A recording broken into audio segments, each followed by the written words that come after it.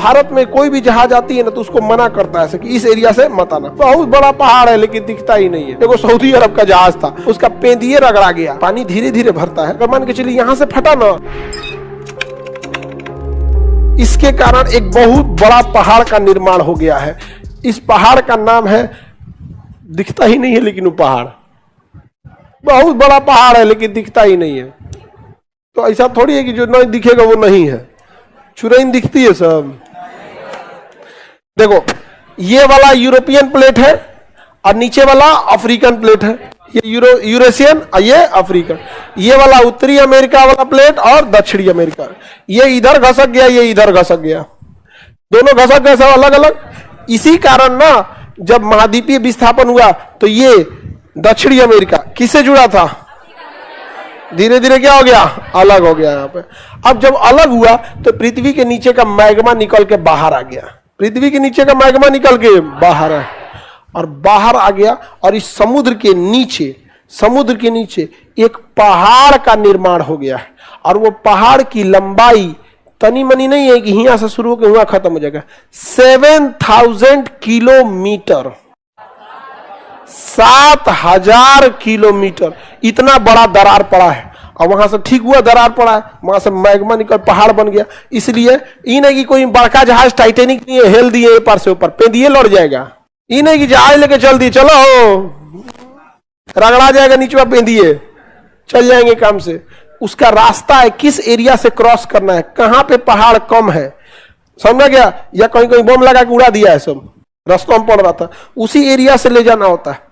ये नहीं कि आपका मन है चलो नीचे का रगड़ा जाएगा पेंदिया, क्योंकि 3-4 तल्ला वो नीचे घुसा रहता है। इसी को हम लोग कहते हैं कटक। क्या कहेंगे, कटक। समुद्र के अंदर जलमग्न पहाड़ियों को अंग्रेजी में रिज, हिंदी में कटक। अंग्रेजी में रिज, हिंदी में कटक। ऐसे बहुत सारे कटक हर समुद्र में कुछ न कुछ पाए जाते हैं। एक अरब सागर में भी यहाँ कटक है, भारत के पास ही कटक है। तो भारत में कोई भी जहाज आती है ना तो उसको मना करता है कि इस एरिया से मत आना। देखो सऊदी अरब का जहाज था, उधर दरेले लेके घुस गया उसका पेंदिए रगड़ा गया। वो तो जलमग्न था, नीचे दिख नहीं रहा था, और रगड़ा के उसका पेंदिए फट गया बीचों में से। अब वो कह रहा है Indian coast guard help us, 1 घंटा टाइम में हम डूब जाएंगे। पानी धीरे धीरे भरता है और जहाजों में ना दरवाजे होते हैं, चेंबर। अगर मान के चलिए यहां से फटा ना तो ऐसा नहीं कि जहाज एकदम पूरा खोखला रहेगा कि एक ओर से पानी घुसा तो धरधरेले घुस जाएगा, तो उस चेंबर बंद कर देगा, तो बस एक ही रूम में घुसेगा। और फिर धीरे धीरे तोड़ फोड़ मचाएगा, उसको दूसरे में जाएगा, तीसरे में जाएगा। तो कई चेंबर होते हैं यहाँ पे, इसलिए एक में भर गया तो दूसरे में, अब इसमें पानी भरेगा तो कोई चेंबर नहीं है इसमें। तो कटक समझ में आ गया। तो ऐसे आया तो विनाशी, ऐसे गया तो संरचनात्मक। विनाशी प्लेट की गति को हम अभिसारी कहते हैं, संरचनात्मक प्लेट को अपसारी कहते हैं। मध्य महासागरीय कटक कहते हैं। मध्य मतलब बीच में, महासागर मतलब महासागर के, कटक मतलब समुद्र के नीचे की पहाड़ी। मध्य महासागरीय कटक इतना बड़ा एरिया है, इस पे सीधे लेके नहीं जा सकते, यहाँ पे गड़बड़ा जाएगा यहाँ पे। लेकिन ये मैग्मा निकला है, कटकवा को फोड़ेंगे ना तो इसमें तांबा, सोना, चांदी, कोयला, अल्युमिनियम यही सब मिलेगा।